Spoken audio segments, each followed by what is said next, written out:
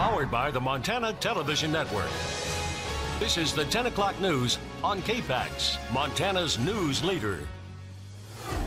Good evening, I'm Dennis Bray. And I'm Jill Valley. Just a week out of retirement, Neptune Aviation's legendary P2V tankers are responding to the deadly firestorm engulfing Northern California tonight. Missoula-based Neptune Aviation stated on their Facebook page this evening that their Tanker 7 and Tanker 14 planes have been reactivated along with Tankers 2 and 3. They're being dispatched to what they call horrific blazes. It's already been an incredibly busy fire season for Neptune's next-gen jet tankers, and it was just this week ago the company held a retirement celebration for the venerable prop-driven P2 tankers, which have been the workhorses of the company's fleet for the past 25 years. It was called a bittersweet moment, but now with thousands of acres burning and what some are calling some of the worst firestorms in recent California history, the P2Vs are joining Neptune's jets, which are already flying missions over the inferno in the California wine country. And as of tonight, the 20 California fires have killed at least 10 people, destroyed more than 1,500 structures, including homes and businesses. Crews further south are also tackling another fire that sprang up in just the last 24 hours. Danielle Nottingham wraps up the story from Santa Rosa, California. Crews dumped flame retardant in Northern California's wine country throughout the day as firefighters waged a desperate stand to save homes down below. Armageddon. It's just gone. Everything's gone.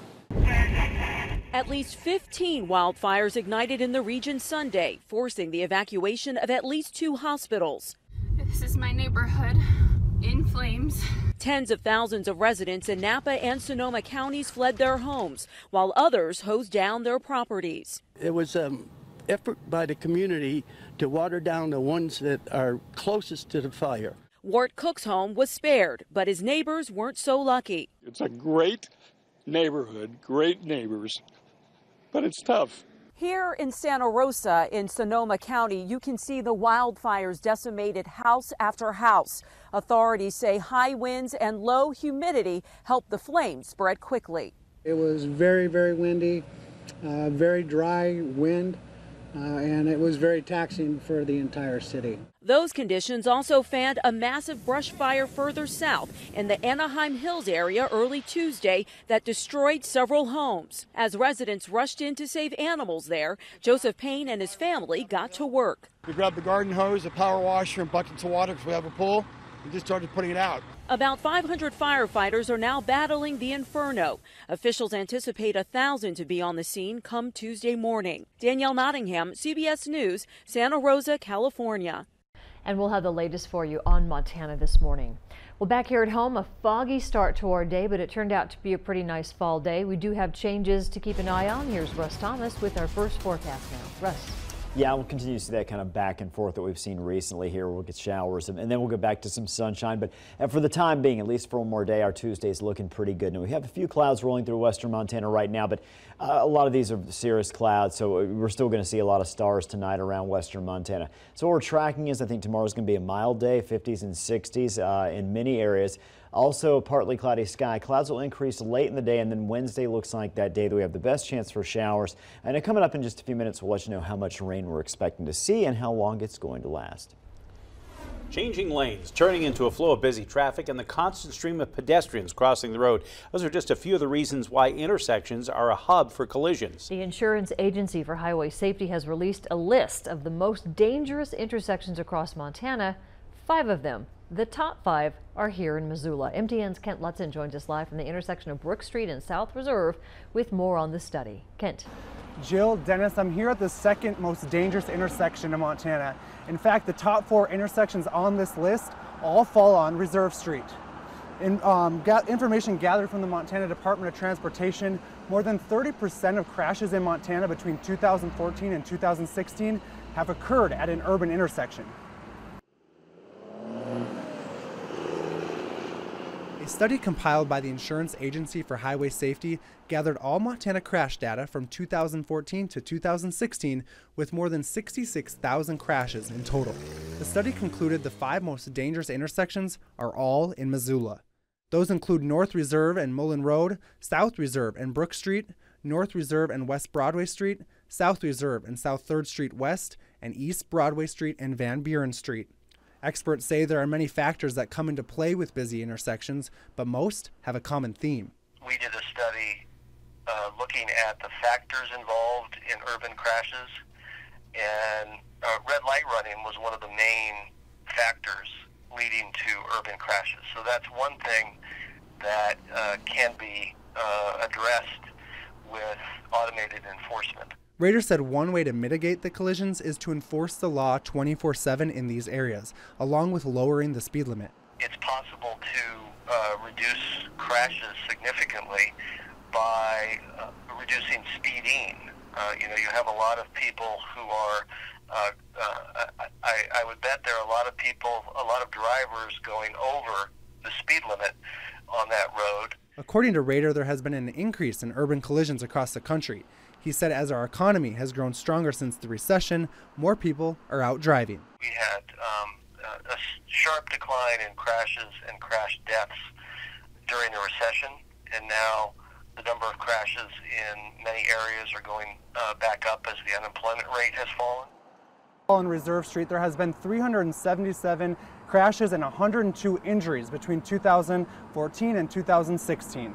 Reporting live in Missoula, I'm Kent Lutzen, MTN News. All right, Kent, thank you. Now, according to this study, the Mullen Road and North Reserve Street intersection was dubbed the busiest spot in Montana, with an average of almost 48,000 vehicles driving through it every single day. Hundreds showed an interest in bringing more high-tech jobs to Montana. But there's a challenge that hasn't changed much in recent years: how to develop faster internet connections in a state where broadband is still very limited. Here's Augusta McDonald. Lawmakers and business owners talked about how increasing broadband capabilities can also increase jobs in Montana. The president of Microsoft said that investing in digital and computer science education in rural schools is an investment in future job growth. I think the strategic plan starts with educating people so that whether they're students or whether they're employees, they have the digital skills needed to put this technology to work. The second part of the strategic plan really involves getting broadband everywhere so everyone can use this.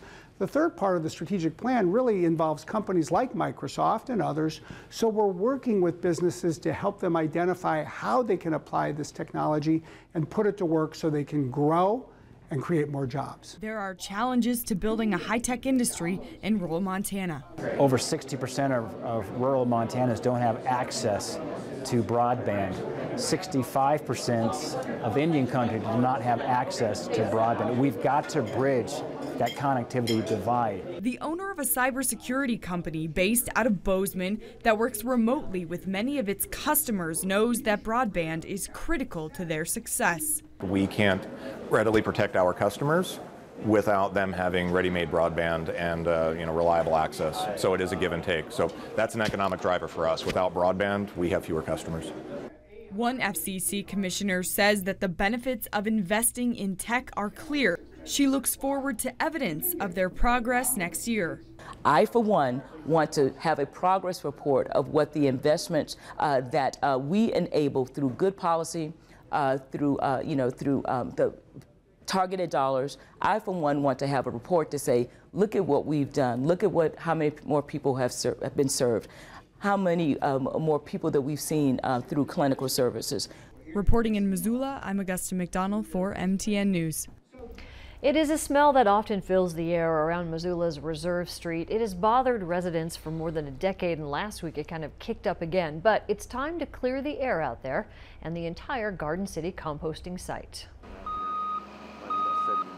When Missoula bought Eco Compost a year ago, it had a mess to clean up with acres of organic waste to organize. Purchased new equipment, more efficient equipment. We have mixers now, and just cleaning up the site overall. So that's what we've been doing for the last year. But recently, some have noticed that familiar stink is back, most likely because workers are rearranging the mountains of composting material as the city reconfigures the site. It's going to have a much smaller footprint because our process is going to be much more efficient. And so we're going to be able to process the biosolids and the green waste much faster. So these things are about to become your nose's best friend. These are 40 horsepower fans that will be used to aerate the composting site. The fans before were 2 horsepower and couldn't possibly clean the air the way these will. In the past, the source of the smell has been elusive. Missoula's been talking about it for almost a decade. Recently, Missoula put $1 million into mitigating smell from the sewage treatment site. A lot of the stink was then coming from here. It is hoped, though, that the odor is over. And hopefully by next spring, we're not going to get any more odor complaints. And I think that's going to be true. Also, construction is underway at the site to convert the methane gas into electricity, and that will help power part of the wastewater treatment plant. Well, today we officially enter the next phase of the MTN Montana Wildfire Relief Fund, where victims of this year's fires can ask for help. Over the past month, the fund, a partnership between the Montana Television Network and the Montana Community Foundation, has raised over $424,000 thanks to contributions from across the state and the country. Organizations, groups, and individuals who think they may qualify are welcome to apply between now and November 10th.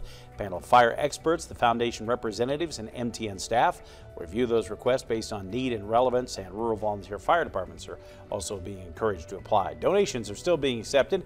Information on how you can apply is posted on our website at KPAX.com.